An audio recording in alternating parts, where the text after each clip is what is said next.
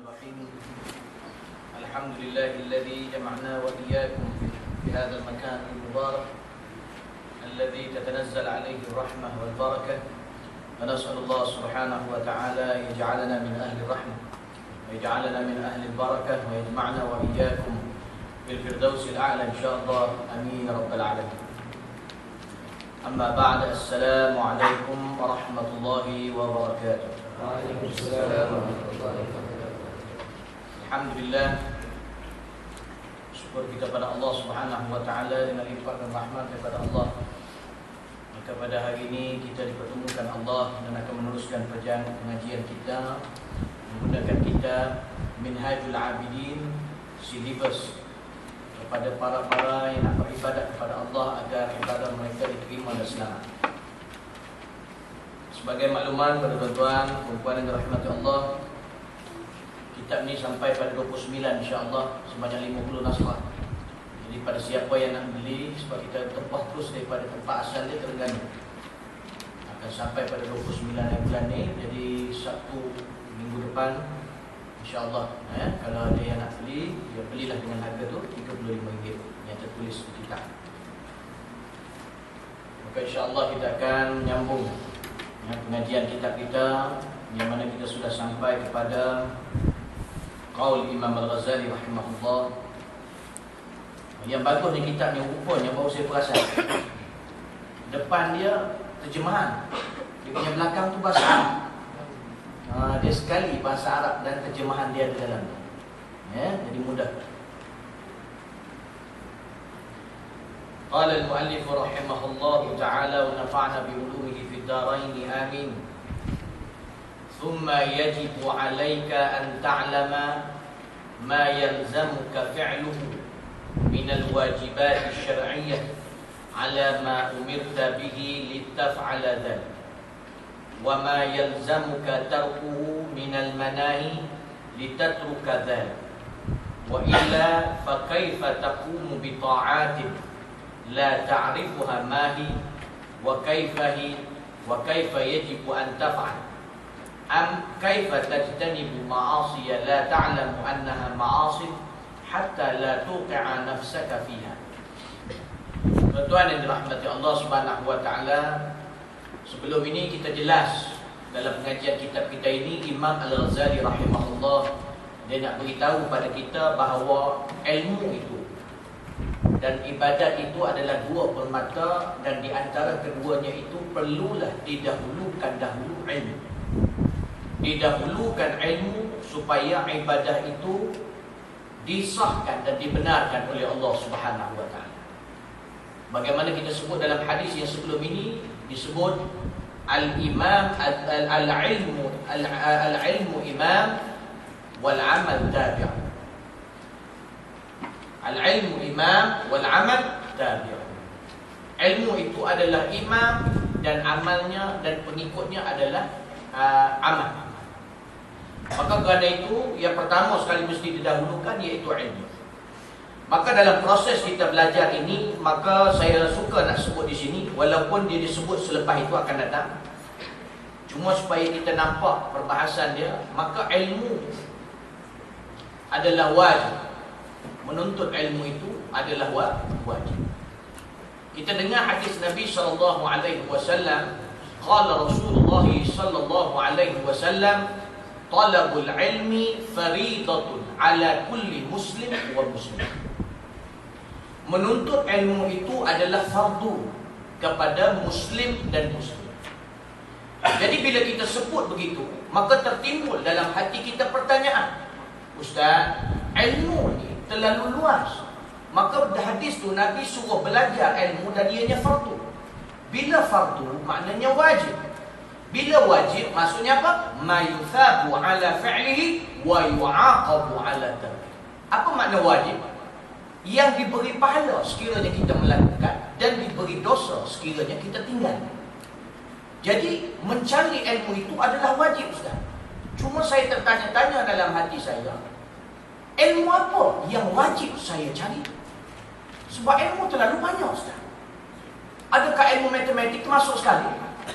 Adakah ilmu sains termasuk sekali? Nak betul tayar, kena ada ilmu.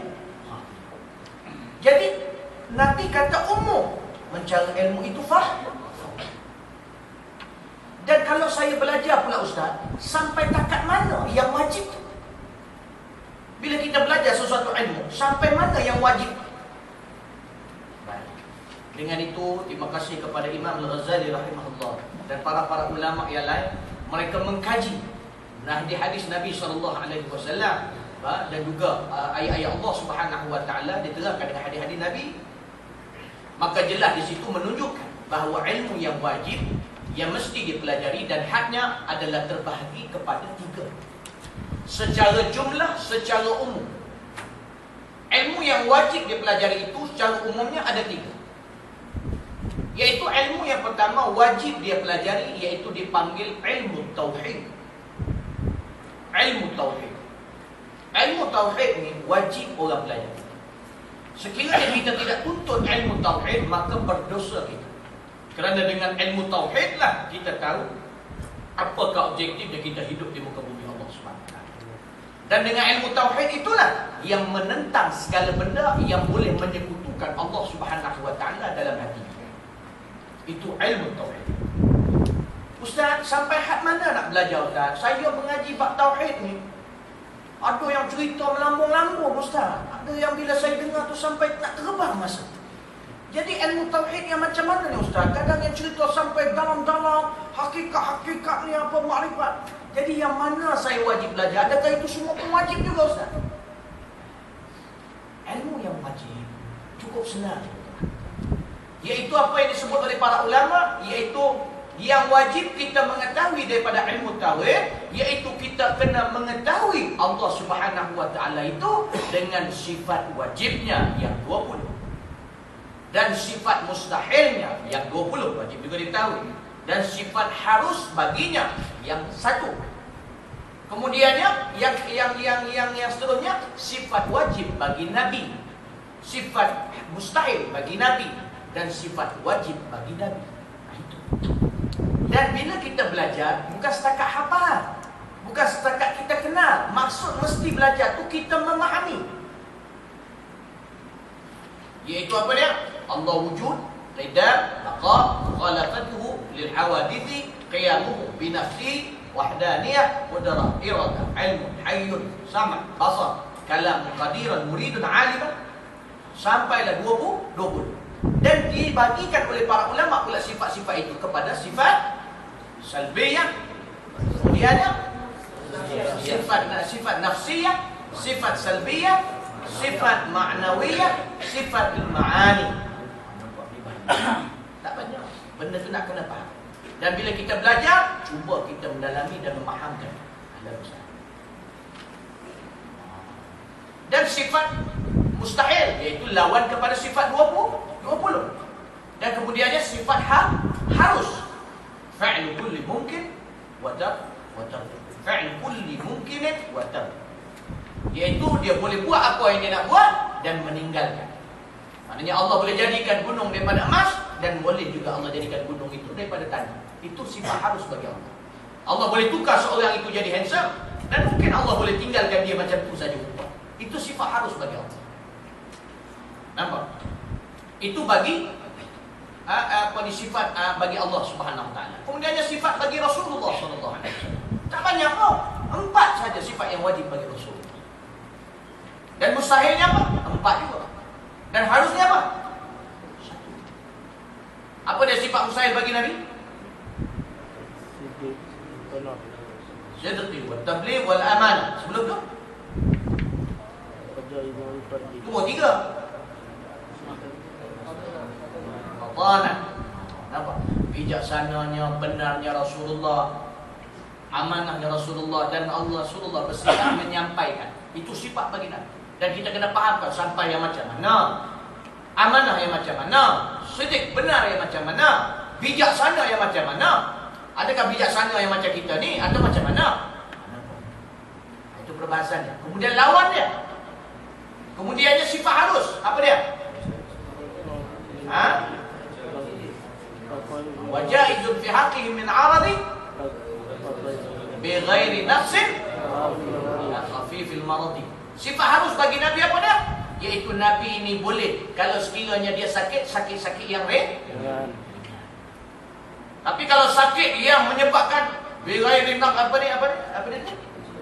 Wajaizun fi haqqihi min 'aradi bighairi nafsin ka khafifil marad. Maknanya apa ni, kalau dia kena penyakit yang teruk-teruk sampai orang pergi geli, rasa hina, itu mustahil bagi Nabi SAW. Tapi kalau sifat harusnya, iaitu kalau dia demam-demam yang sikit-sikit, itu harus bagi Nabi. Dia boleh demam, boleh tidak. Jadi bila kita belajar benda tu, kita nampak cerita Nabi Ayub alaihi salam, maka itu adalah Israiliyat. Cerita Israiliyat yang tidak betul. Yang mana Nabi Ayub kaki dia kata ulat jalan ke kaki dia angkat ulat, jatuh ulat. Lepas dia angkat ulat pula, dia letak ulat kat kaki dia. Ini cerita lipun lara daripada Israel. Yang Bani Israel, maka dipanggil Israiliyat. Maka yang sebenarnya dia tidak bersifat itu, tapi penyakit Nabi Ayub yang paling asah, yang paling jelas melalui Al-Quran, Sunnah dan pembahasan para ulama, sakit Nabi Ayub itu sakit dalaman. Ini cerita lain, dia bukannya benda yang menghina dia, tidak. Itu sifat ilmu tauhid. Kemudiannya itu had dia. Lepas tu bila kita dah dapat yang wajib tu, kita nak further lagi, nak tambah lagi, ahlan wasahlan, tak ada masalah. Itu pasal bila kita belajar, ada silibus kitab dia pula. Dia kitab yang nipis, yang bawah, iaitu kita mula-mula aqidatul awam, akidah para orang-orang yang awam. Lepas habis mengaji aqidatul awam, dia akan naik kepada durusut tauhid. Lepas durusut tauhid ataupun seiring dengan dia risalatut tauhid. Lepas risalatut tauhid, dia naik kepada jauharatut tauhid. Dia mendalam lagi pembahasan dia. Lepas jauharatut tauhid, dia naik kepada ummul barahin. Itu dah benda tu dah semakin dalam. Tapi bila diikut step dia tidak tergelincir. Ini kita kadang-kadang bila jumpa belajar tauhid, terus kepada tinggilah. Itu yang lepas tu Tuhan dia cakap dengan dinding. Ataupun dia cakap sombong. Dia pening. Nampak? Dia terus melompat. Dia pun tak tahu kat mana aku ni. Nampak? Okay, dia kena ikut step dia. Nak naik ikut tangga. Tuan-tuan tadi datang tadi terus lompat naik atas ni. Tak ada, ikut tangga. Satu. Paling kuat pun langkah dua ya. Langkah dua nak tangga. Dia tak boleh langkah banyak. Itu kalau cerdik macam mana pun, hebat macam mana pun, dia dua tangga ataupun syuk, tiga tangga. Itu pun silat-silat tergelincir, patah kan. Nampak? Jadi step by step. Satu, dua, tiga, empat, naik. Baik. Itu yang wajib, tauhid. Yang kedua yang wajib, ilmu sir. Ilmu sir yang wajib belajar iaitu ilmu sir, iaitu ilmu rahsia. Ilmu rahsia maksudnya ilmu dalam. Ilmu sir itu maknanya ilmu yang di dalam, iaitu yang dimaksudkan oleh Imam Al-Ghazali rahimahullah, ilmu hati. Yang dipanggil istilahnya tasawuf. Ilmu tasawuf wajib dipelajari. Apa maksud tasawuf? Tasawuf. Ya tasawufan. Dia datang daripada kalimah saraf tafa'ala. Ya tafa'alu, tafa'u. Iaitu tasawwafa sifat penyucian, menyuci, perbuatan menyucikan. Ya tasawwafu perbuatan yang sedang menyuci. Tasawufan nama terbitan iaitu penyucian. Yang orang panggil tasawuf, ilmu penyucian. Apa benda yang dicuci dia tu? Dia tak cuci kaki, dia tak cuci badan, tak cuci apa badan dia cuci hati. Bila orang tu cuci, mestilah dia akan jadi suci. Maka last sekali, sufiyan. Akhirnya dia jadi seorang sufi. Sufi ni apanya? Maksudnya orang yang suci hati. Jadi janganlah cepat sangat mengaku sufi. Kadang saya ni ustaz, bukan golongan salaf, saya ni golongan sufi. Lepas tu duk maki orang, duk cakap orang macam-macam, busuk hati ataupun dengki apa sebagainya. Ini bukan sufi. Ini nak kena sepak. Tuan dan dirahmati Allah Subhanahu Wa Taala nak kena faham apa ini. Kita ke arah menjadi seorang sufi membersihkan hati. Seorang yang suci hati. Dia sufi. Baik. Itu ilmu. Ustaz, berapa sampai takat mana had Ustaz, saya perlu belajar ni ilmu hati ni Ustaz. Ya Allah Ustaz, habis ilmu perubatan tentang limpa apa sebagainya tu pun kena belajar. Kau wajib ke? Nanti dulu. Ni ilmu hati ni 3 saja had. Yang wajibnya 3. Nak kena tahu supaya kita nampak apa yang aku buat sebelum aku mati. Kurang-kurangnya aku tahu 3 ilmu ni yang fardu pada aku. Yang apa dia tadi? Yang kedua, ilmu yang kedua tadi ilmu tasawuf, penyucian hati. Maka had dia takat mana? 3 saja. Yang pertama, dia kena kenal apa dia maksiat hati. Sebab apa? Kalau kita tak kenal maksiat hati, macam mana kita nak lawan? Kita tak kenal musuh. Ada. Contohnya orang kata nanti musuh akan sampai dalam 3 orang. Lagi kata, yang mana cadung muka dia? Alah, pandai-pandai. Datang musuh, awak ni musuh saya tak? Ada dia tanya. Dia tanya orang. Tahu-tahu datang, kalau dia cocok orang bisa, mati. Tak tahu, kadang datang. Assalamualaikum, ni sekolah ya? Saya nak masuk sekejap boleh tak? Saya pergi ke sana nak belajar. Oh, kita tak kenal musuh lah. Oh, baiklah. Main. Naik ni atas, cak dia cocok. Masa awak cocok saya? Saya lah yang nak menjahanam ke sekolah ni. Kita tak kenal. Jadi kita cuba kenal. Dalam bab maksiat hati kita kena kenal. Bila kita kenal, baik macam mana pun nampak gambarannya, kau musuh. Contohnya macam mana? Contoh kita baca Quran sebelum subuh. Nampak baik betul tak? Dengar betul kata. Kita pun baca sebelum subuh pukul 3 pagi. Rumah teres. Kita pun baca. Rumah teres papan tak? Ada yang orang sebelah boleh dengar. Kita pun Bismillahirrahmanirrahim. Lepas dalam hati dia datang bisikan. Baca kuat sikit. Orang sebelah bila kita tengah terjaga, pokoknya dia kira mulai macam tu. Bismillahirrahmanirrahim. Lagi gitu. Kali orang sebelah, oi bising, saya kerja tawak qiyam. Berdosa. Sebab itu bukan waktu wajib dia beribadah. Mungkin dia malam tadi balik lewat, dia nak benar. Nampaklah? Yang wajib kalau dah masuk subuh, ketuklah dah masuk waktu. Jadi nak kenal. Kita tak kenal, tu rupanya musuh. Nampak macam baik kan? Nampak tak? Ini perjalanan nak kenal. Siapa dia maksiat. Nak kena belajar. Kitab ni ada dalam kitab ni, insyaAllah. Sampai bab dia. Kemudian yang kedua, dah kenal maksiat hati tu apa pula? Nak kena pula belajar, wajib belajar cara macam mana nak halang maksiat tu masuk. Sebab maksiat masuk dia ada laluan dia. Nak kena tahu laluan dia tu apa. Macam mana nak halang? Itu dia. Apa maksiat dia? Apa laluan dia di antaranya? Mata, telinga. Dah tahu itu laluan dia, buat Roblox lah sikit. Nampak? Bila nak pandang tu boleh pandang. Siapa kata tak boleh? Boleh. Jalan raya, jalan. Sekali-sekala ada Roblox nak tengok. Kita mata kita pandang apa nak pandang. Tapi ada yang tak boleh jangan. Tapi biar juga. Masuklah dia. Telinga. Boleh dengar apa-apa. Dengar apa-apa boleh dengar.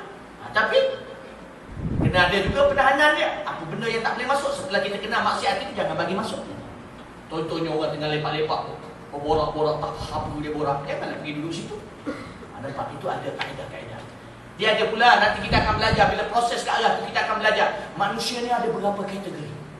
Ada manusia seperti penyakit. Jangan dekat dengan dia. Ada manusia seperti ubat. Sekali-sekala pergi kat dia bila sakit. Ada manusia seperti makanan yang mana tak boleh tinggal dia. Sampai masa kita kena jumpa dia sebab lapar. Nak makan. Bukan nak makan dia.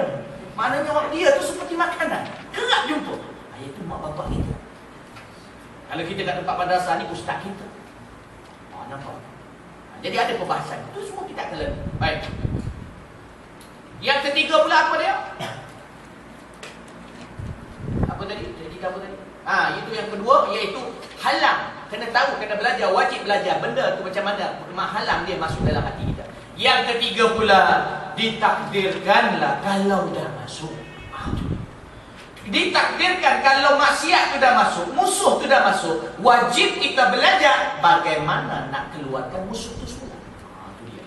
Boleh ke keluarkan? Boleh. Selagi pintu taubat tak tutup, ada cara dia. Selain daripada taubat sudah pasti dan banyak lagi cara. Itu semua kita Itu yang wajib dalam ilmu tasawuf. Tak payah ceritalah yang jalan air tu. Tak payah ceritalah duduk atas jalan Zam-Zam, malah kasar, jalan lubang. Tak payah. Tak payah ceritalah maknanya pergi kat pokok, tepuk pokok, berbuah pokok.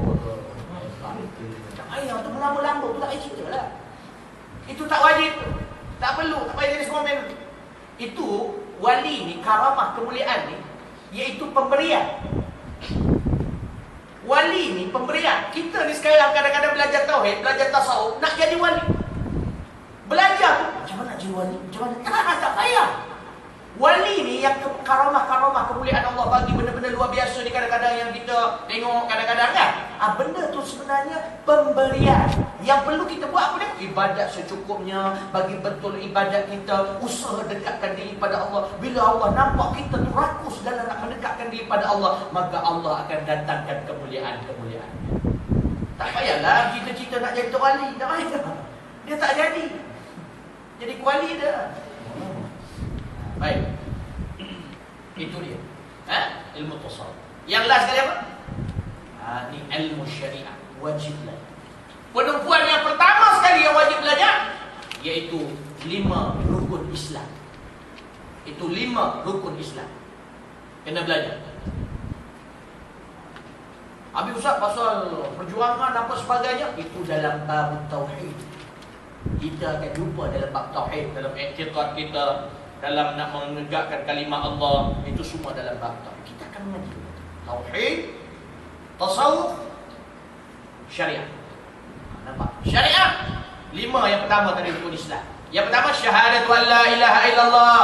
Aku bersaksi tidak Tuhan yang semua melainkan Allah. Itu nak kena faham. Apa maksud penyaksian? Bersaksi macam Kak Kot tu ke? Kita sekarang ni bersaksi Allah mengucap dua kali masyarakat bagus. Tapi kita tidak berilmu kadang-kadang. Cukup untuk masuk kepada Islam sudah cukup kita kenal. Tapi kalau kita nak mendekatkan diri pada Allah, nak jadi hamba yang benar-benar, kita kena berilmu tentang itu. Dan jelas Allah beritahu dalam Quran apa dia? Syahidallahu annahu la ilaha illa huwa wal malaikatu wa ulul ilmi qa'iman bil qist. Nampak? Allah kata apa? Syahidallah, Allah menerangkan bahawa tiada Tuhan yang semua melainkan Dia, dan siapa yang faham, yang sokong, malaikatu wa ulul ilmi, para malaikat dan juga orang yang mempunyai ilmu. Jelas dekat situ. Maka kita syahadat. Yang kedua kita belajar tu dalam rukun Islam, iqamus salat, mendirikan sembahyang. Bab sembahyang, rukunnya, sujud apa ni, rukun apa ni, rukun sembahyangnya, syarat sah sembahyangnya, macam mana takbiratul ihram, berapa syarat-syarat sahnya? 14.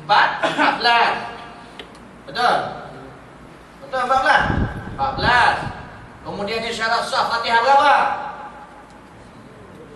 12. Setengah kata 10. Nampak? Lepas tu syurut rukuk berapa? Syarat sah rukuk 7. Jangan hafal nombor je. Itu dah macam Toto. Toto halal kat Kelantan je. Sini tak tahu semua haram. Toto yang halal kat Kelantan tu Toto tilam tu. Maksud saya pergi beli tu hari. Saya pun tak faham. Dia kata Ustaz, sini Toto halal banyak. Tak nak Toto halal ke? Awak dia rupanya Toto tu. Baik. Toto selimut. Baik. Syarat-syarat tu takbiratul Allahu Akbar.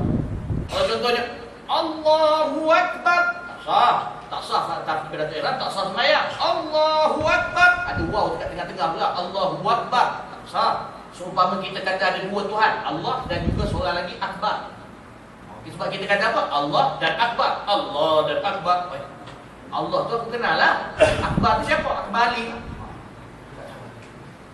Kenapa? Allahu Akbar. Jangan was-was pula. Syaitan akan kacau kat situ pula. Itu yang Allahu Akbar.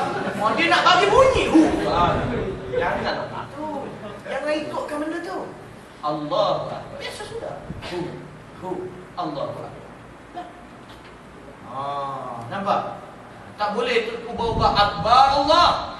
Kalau kita kata Allahu Rahman Akbar, sah tidak? Sah. Allahu Rahman Rahim Akbar, sah tidak? Sah. Allahu Rahman Rahim Al-Malikul Quddus Wassalamu Mu'minul Mu'min Akbar.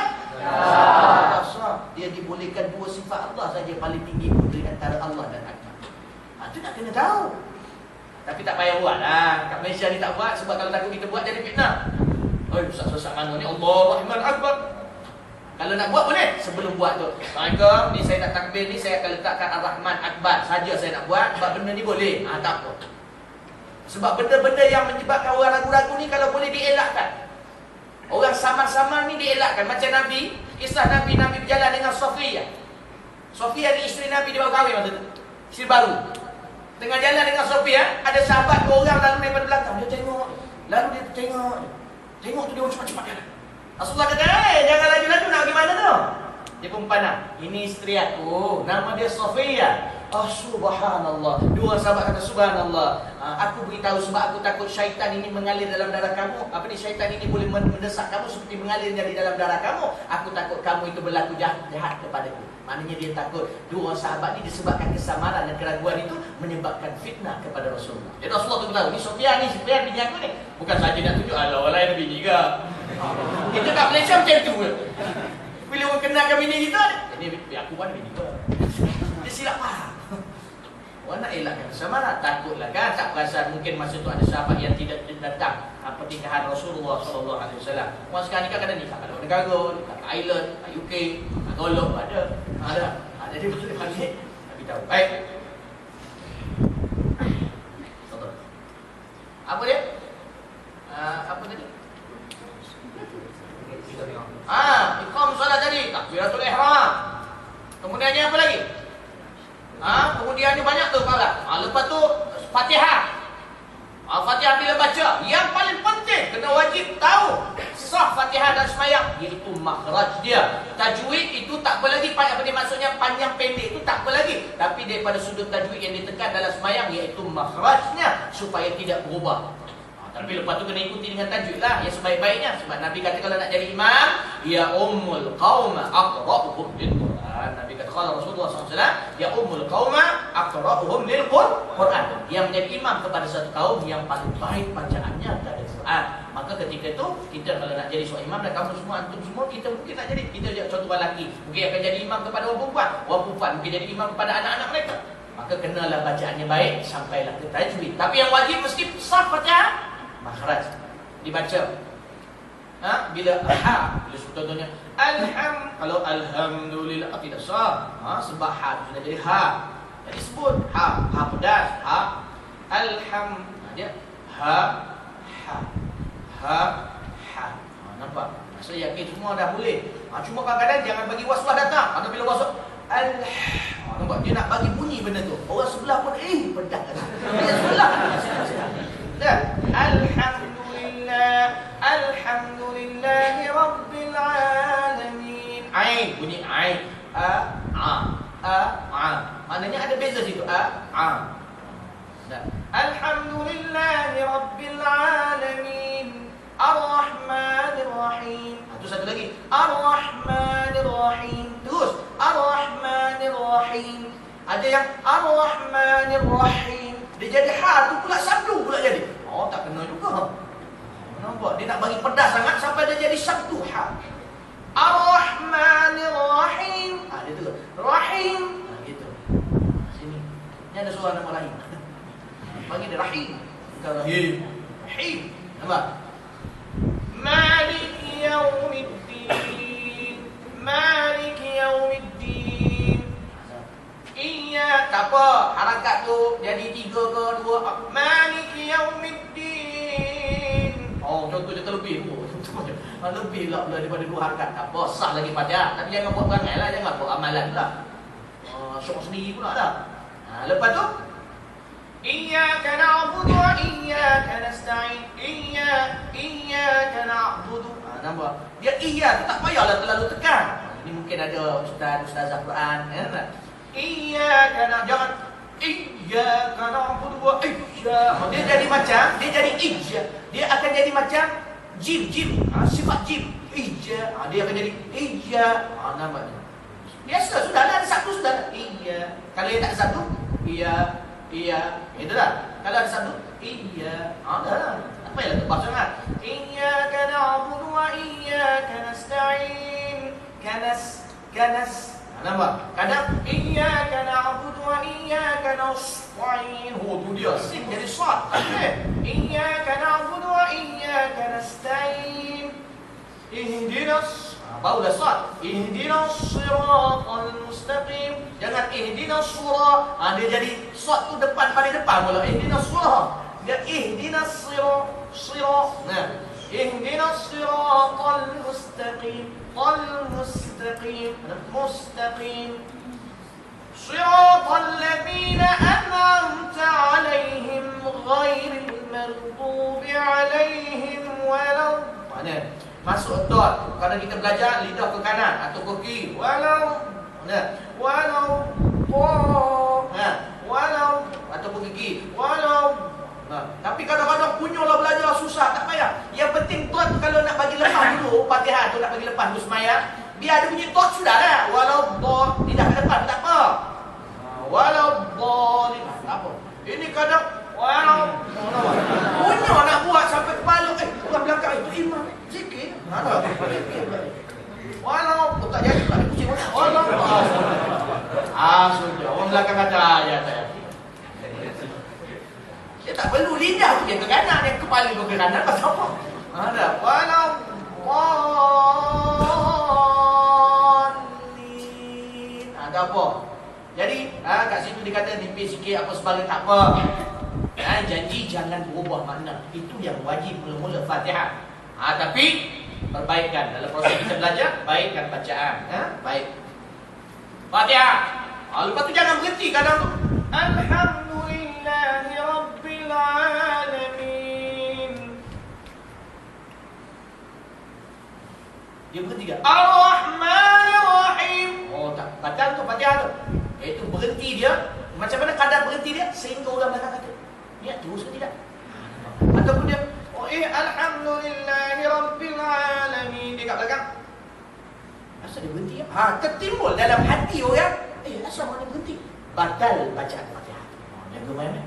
Tapi kalau berhenti sebab nak nafas tak apalah dia. Dah was-was sangat terus. Alhamdulillahi Rabbil Alamin Ar-Rahmanir Rahim Maliki Yaumiddin Iyyaka na'budu wa iyyaka nasta'in Ihdinas siratal mustaqim. Dia tak ingat. Tinggal punya was-was takut berhenti batal. Dia syaitan akan kacau. Dia kacau.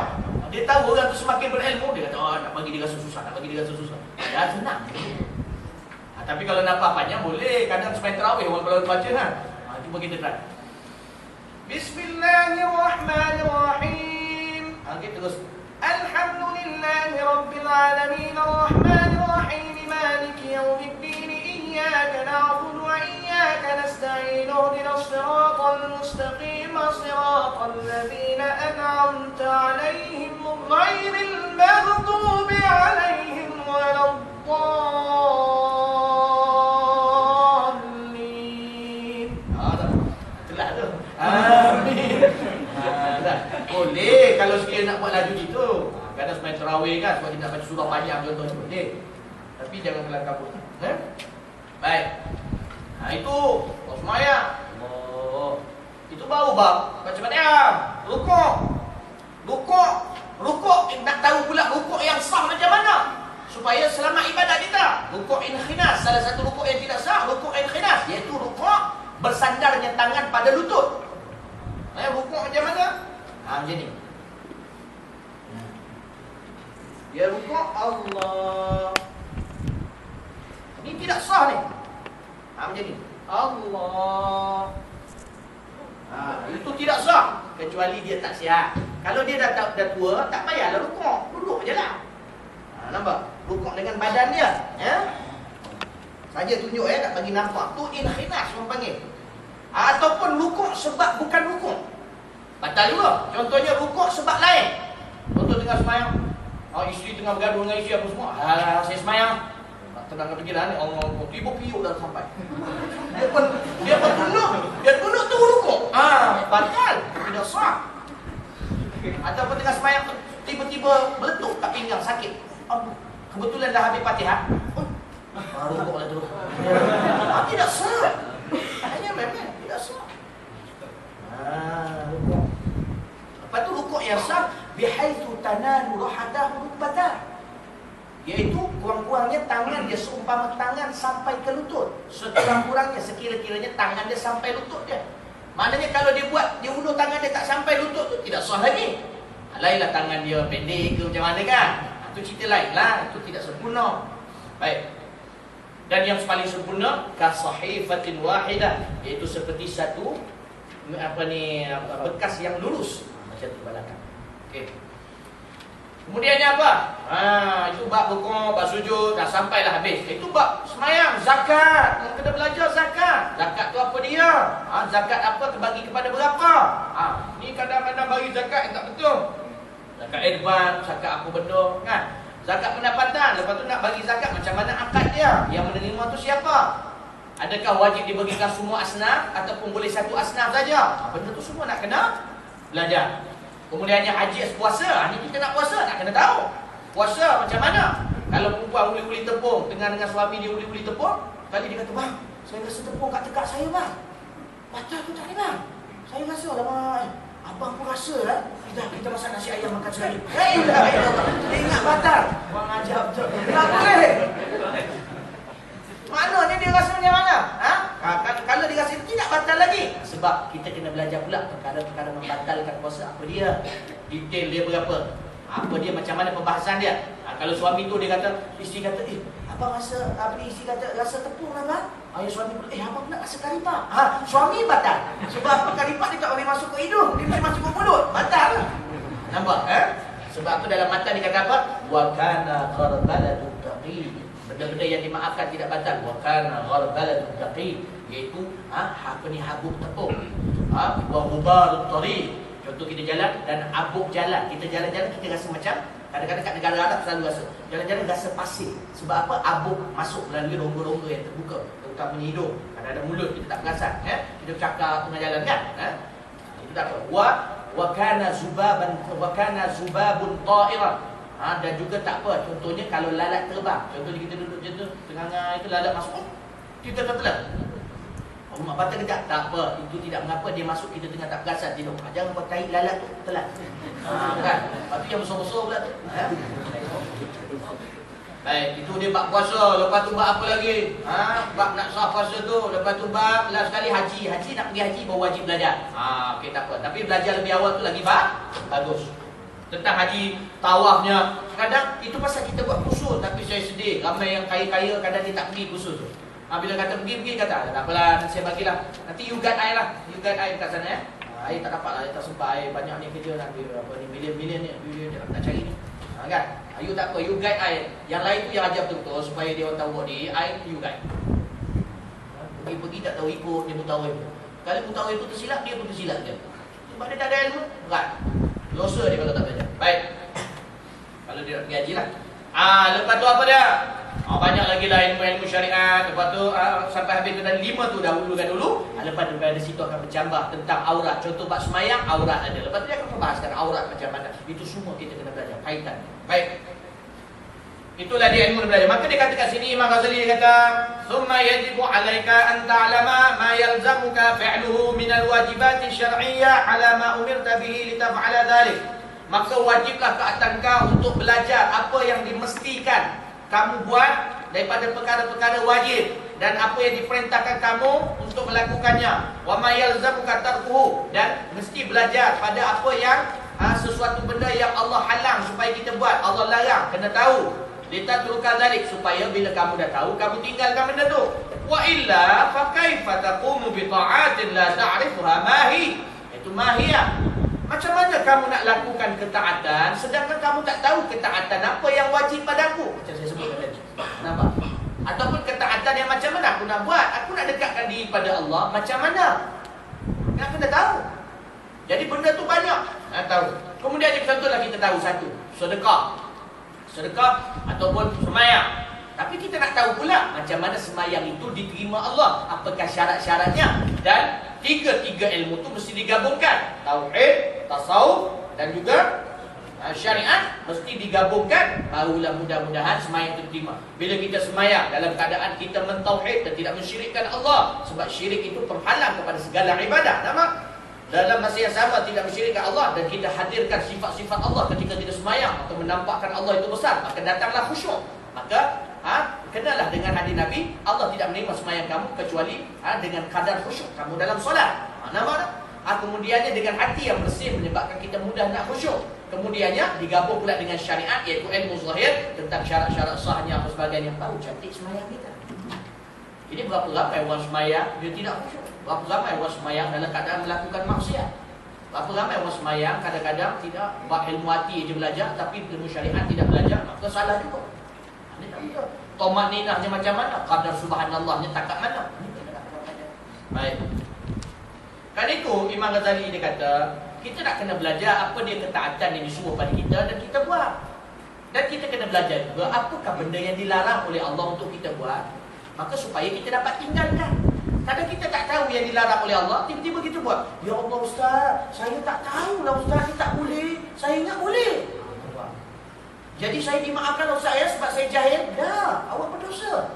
Sebab apa? Kita kalau sekarang kita kata kita jahil, kita tak jahil. Sebab kita bukan jahil yang dimaafkan, tapi jahil yang berdosa. Sebab apa?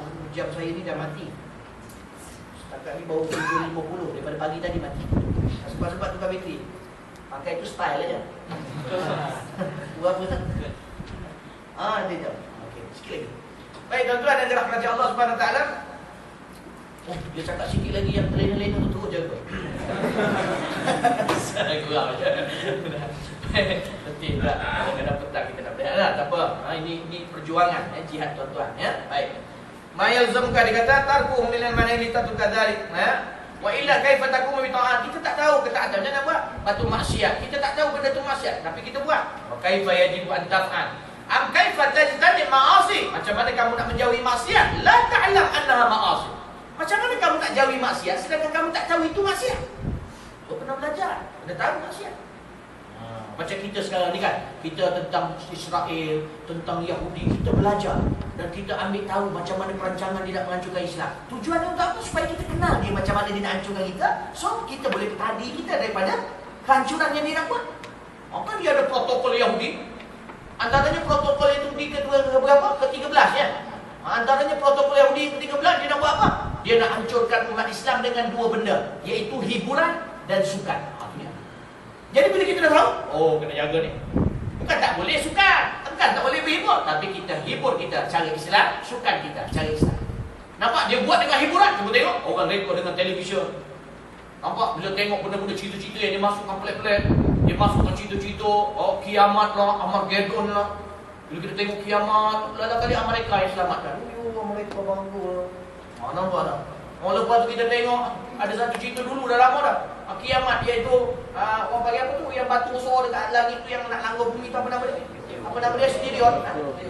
Meteor. Dia cerita dia hantar rakyat mereka yang macam mana? Yang tukang ni betul pahit dia hantar. Nak kata hebatnya mereka, nak betulkan tu je hantar siapa? Betul pahit dengan mekanik kereta dia hantar. Dia hantar pergi Cik sanggup berkorban untuk atas meteor apa? Meteor ke? Meteor. Jadi maknanya begitu. Di ngarut, nampak dirosakkan kita, hiburan. Lepas tu Malaysia pun pakai ikut dengan hiburan itulah, ekonomi fantasi yang habis duit kita hantar SMS. Nampak? Kadang-kadang sakit hati tengok. Kadang sakit hati dia kata, okey, ini kerana kamu lah mereka disingkirkan. Cepat hantar SMS. Ya, pasal lembang aja. Kan? Bukan video orang aja. Ini kau sedekah madrasah aku ni. Tuan yang dirahmati Allah Subhanahu Wa Taala. Ada salah. Nampak? Jadi banyak benda-benda tu. Macam-macam lah Jadi hiburan orang makin seronok hibur. Lepas tu konsert sana, konsert sini, konsert yang tidak menepati cara Islam. Pada akhirnya kita pun menghibur juga. Kalau habis pengajian kita baca qasidah, hibur lah tu.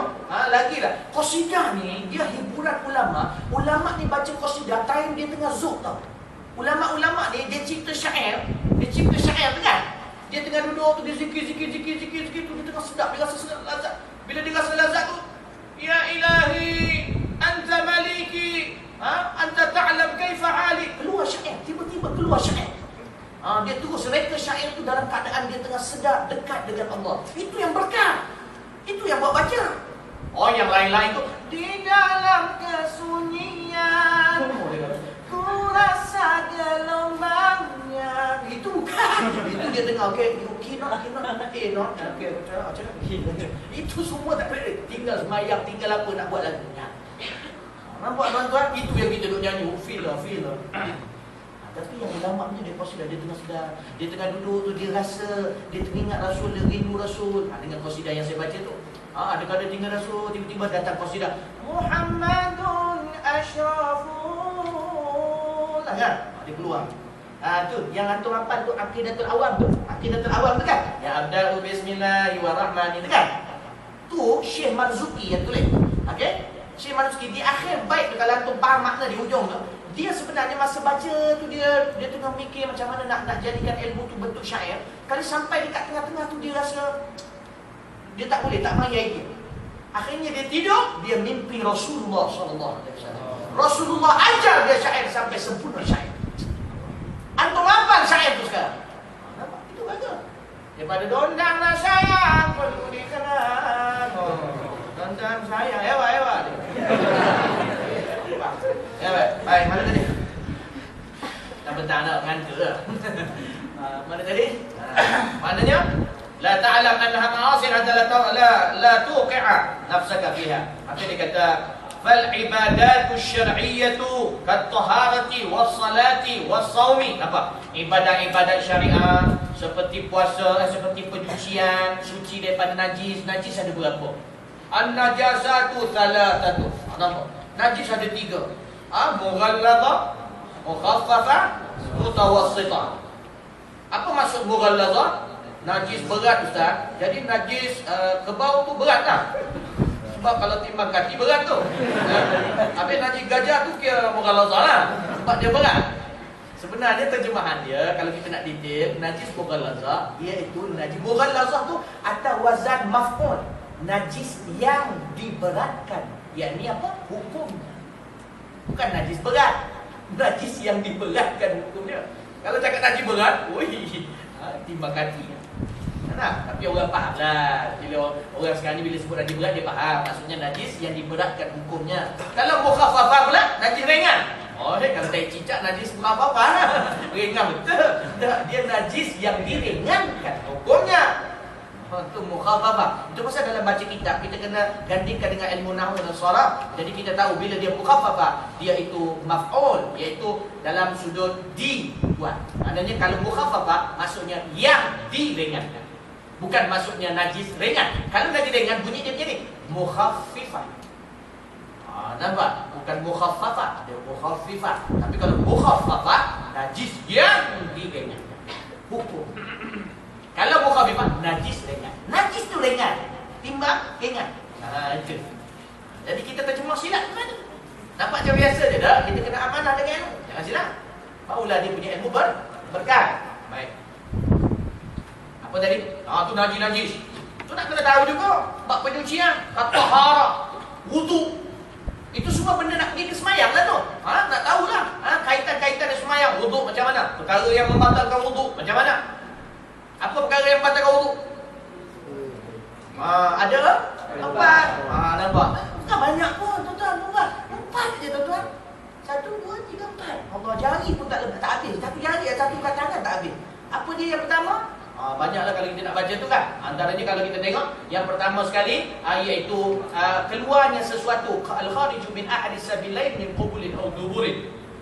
Rihun aw ghairuhu illa al-mani. Keluar sesuatu daripada depan dan belakang. Keluar apa benda pun jenis yang keluar, kecuali satu je yang keluar tak batal, iaitu air mani. Tapi tak boleh semayang ke sebab dia wajib mandi.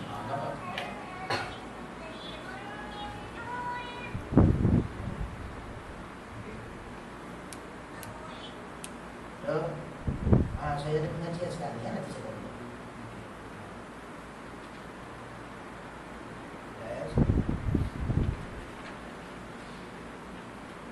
Saya nak pergi perempat ni. Nama perempat macam apa tadi? Penyucian, tahara. Nampak wudu dia. Wudu dia iaitu apa dia? Batal. Keluarnya sesuatu daripada depan dan belakang. Apa keluar? Batu ke, permata ke, belian ke, batal keluar. Mana dah tahu kan? Keluar batal. Kalau ada orang tanya, kadang orang banyak tanya. Ustaz, kalau keluar ni batal Ustaz? Batal. Ustaz kalau keluar batu batal Ustaz? Batal. Ustaz kalau keluar permata? Batal. Adalah semua yang keluar batal. Oh iya ke Ustaz? Saya tak tahu tu, saya tanya banyak-banyak tu. Nampak? Cakap aja semua keluar batal. Satu je keluar tak batal. Air mani. Dan air mani confirm keluar daripada depan. Tapi wajib juga kena mandi hadas. Tak boleh juga sembahyang. Tapi dia tak batal wuduk. Contohnya macam mana? Contoh kita berwuduk sekarang ni. Tengah berwuduk, contohnya tiba-tiba keluar air mani. Naik syawak tiba-tiba keluar air mani. Kita pun mandi hadas tanpa memegang kemaluan kita. Habis mandi hadas tu, kita pun terus sembahyang. Tak ambil wuduk ke? Nah, wuduk saya tak batal. Yang wajib mandi hadas. Nampak? Tapi syaratnya jangan pegang kemaluan. Nampak? Itu dia. Kemudiannya apa? Apa ni keluar. Lepas tu yang batal lagi apa? Hilang akal. Semua sekali jenis hilang akal, maknanya hilanglah akal tu. Kalau mengantuk itu tak hilang akal. Dia kalau orang serga dia dah sedar. Itu tak hilang akal. Dia tidur, hilang akal. Pitang, hilang akal. Kecuali satu je, tidur, tapi tidur yang mantap punggung dia di pukul. Itu yang nombor 2. Yang nombor 3, iaitu apa dia? Bersentuhan lelaki perempuan yang besar, yang sudah, yang bukannya, yang tidak haram berkahwin, bersentuh di antara tangan dia dengan kulit dia, bersentuh 2 kulit, maka batal juga kalau tak ada alas. Kemudian yang last sekali memegang depan dan belakang. Depan tu, kemaluan depan. Nak kena tahu juga yang mana batal Ustaz. Kalau lelaki yang mana batal, yang perempuan kawasan mana yang batal. Bahagian dubur. Ustaz, perempuan besar, jadi nak pegang mana? Maknanya kawasan dubur kan besar. Nak pegang mana? Saya pegang tepi ni batal Ustaz. Macam mana? Yang mana batal? Yang batal iaitu ketika mencangkung terbuka, ketika bangun tertutup. Itu yang batal. Maknanya kalau berdiri kita pegang, tidak batal lah. Okey, boleh faham? Itu semua ada perbahasan dia. Kemudian dia batul, tohara, suci, banyaklah. Najis, apa sebagainya. Ingus. Ini bukan najis. Tai telinga, bukan najis. Kalau najis, apa maksud najis? Nak kena faham najis tu apa pula? Najis iaitu apa dia? Yang mayamna'u salat haitsu la murakhas ke murakhis? Haitsu la murakhas. Iaitu apa dia? Benda-benda yang menghalang.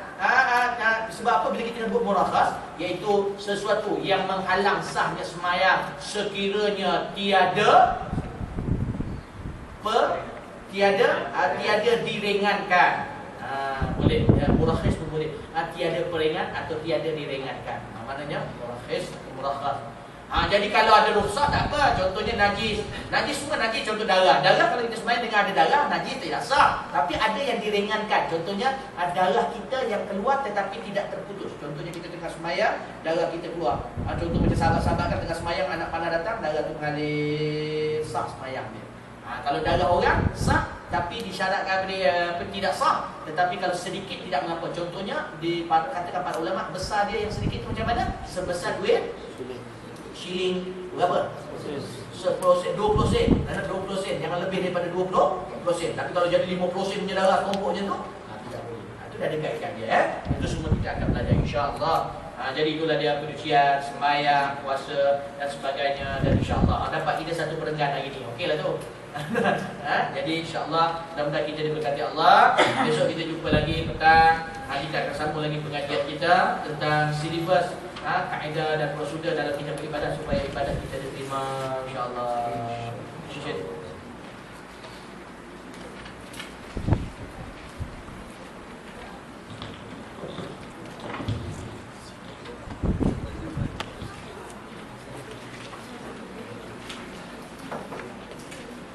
Allahumma salli wa sallim wa barik alaihi wa ala alihi.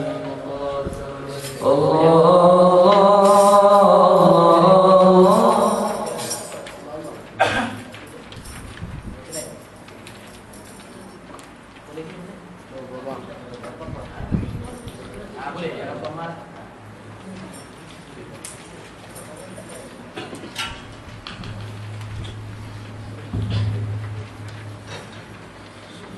Ya Rabbana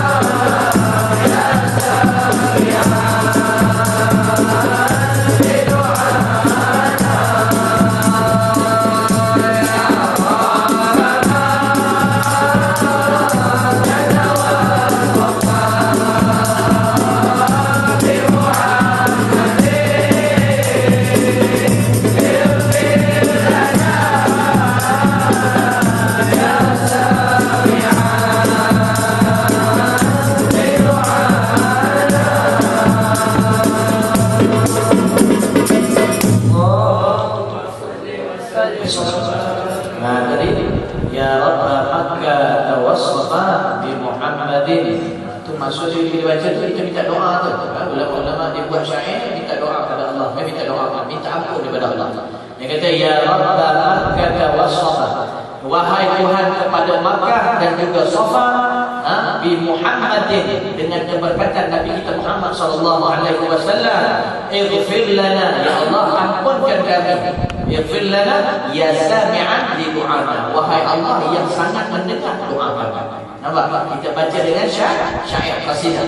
Jadi bila kita baca tu ighfir lana ya Rabb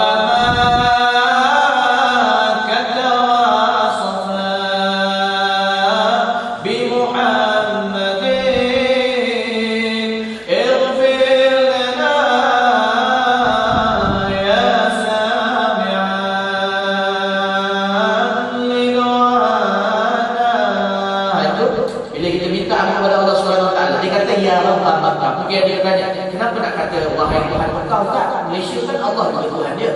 Ya, cuma kita ketika itu Mekah ni sangat mulia, kita saja letak ya Rabbah Makkah. Bukanlah bermaksud ya Rabbah Makkah bukan Tuhan kita, Tuhan Mekah aja. Contoh macam kita kata ya Allah ya Tuhanku. Bukan Tuhan kau je lah, mana kerama lah. Payah kita sudah ada je. Kan? Ya Tuhan kami lah, Tuhan kami. Dia nak cakap dia sendiri orang, dia cakap Tuhan dia. Bukanlah maksud bila cakap Tuhan dia, bukan Tuhan kita. Boleh faham? Ini semua nak hilang kata keliruan apa dia buat. Itu qasidah hamdulillah ya Allah Makkah. Dan tadi kita baca Allah kita bersama insya-Allah.